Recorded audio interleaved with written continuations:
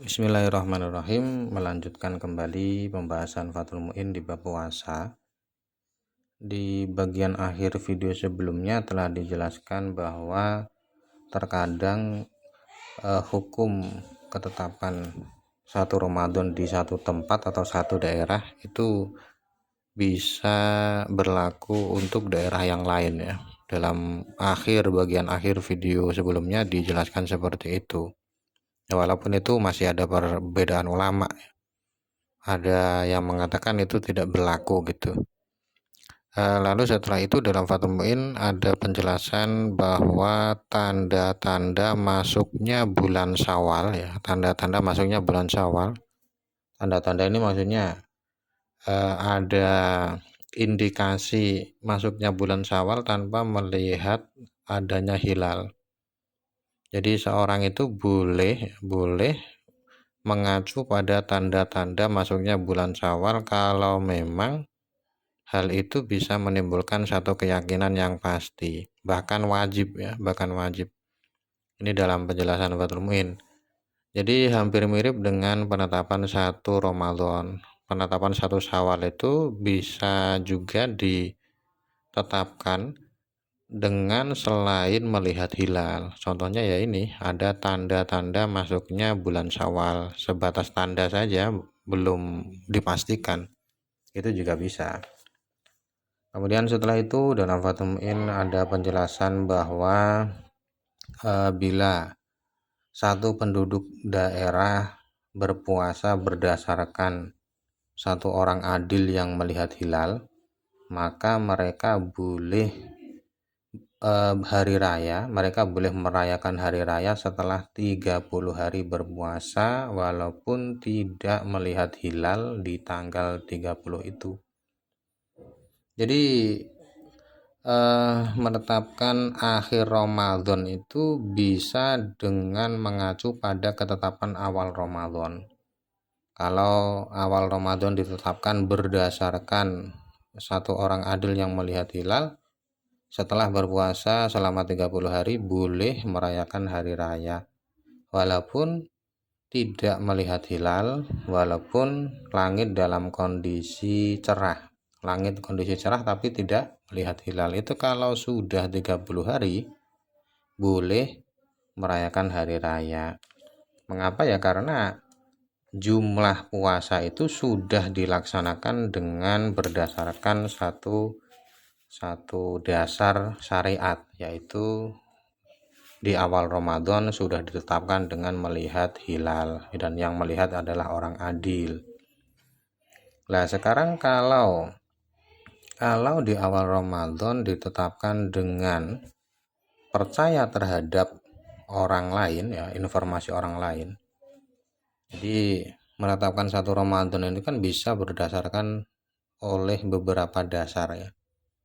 Bisa berdasarkan satu orang adil yang melihat hilal atau percaya dengan informasi orang lain. Itu nanti konsekuensi setelah 30 harinya berbeda. Setelah berpuasa 30 hari apakah boleh melaksanakan hari raya atau tidak itu berbeda konsekuensinya.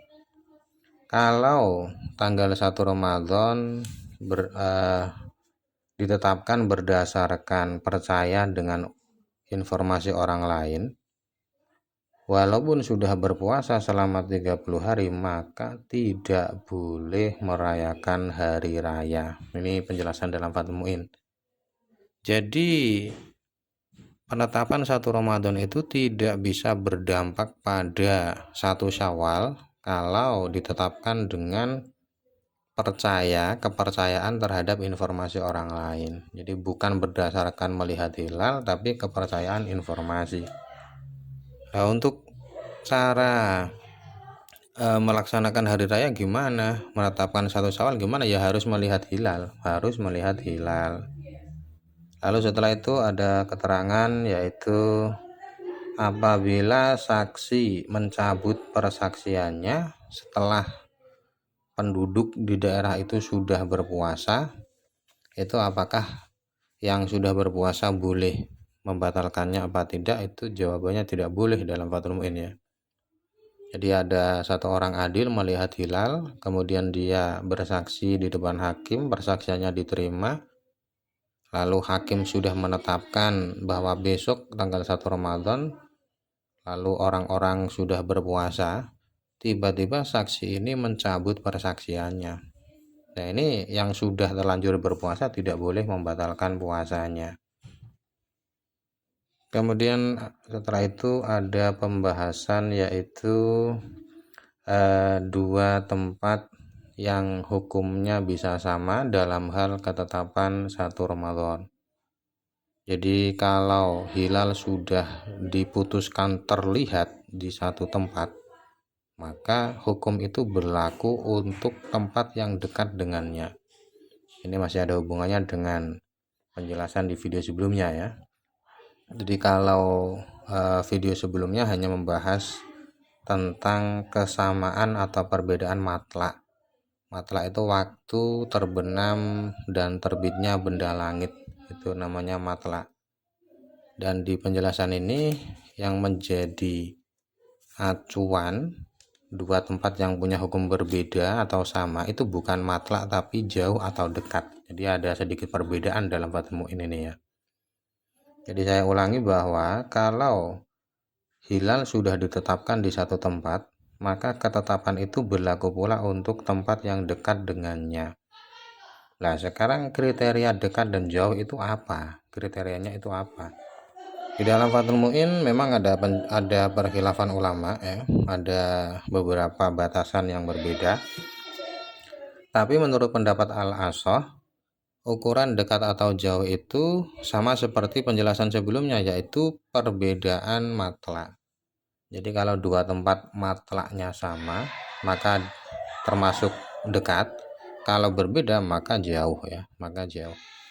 Kemudian matlak yang sama atau matlak yang berbeda itu kira-kira ukurannya bagaimana? Ada penjelasan lagi, ini tidak kelihatan ya di sini. Penjelasannya adalah bahwa yang dimaksud dengan perbedaan matlak adalah dua tempat yang jauh. Sekiranya jauh itu ukurannya adalah sekiranya kalau hilal dilihat di satu tempat, maka di tempat yang lain pasti terlihat. Jadi ini ukurannya juga tidak terlalu jelas ya, pokoknya ada dua tempat.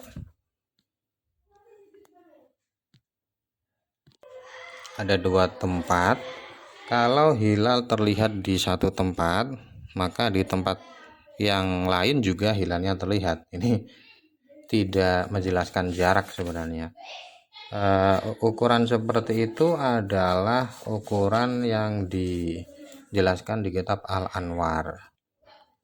Lalu ada ukuran yang lain, ukuran yang dijelaskan oleh At-Taj At-Tibrizi, dan ukuran ini juga diakui oleh ulama yang lain, tapi kita bahas di video setelahnya saja ya.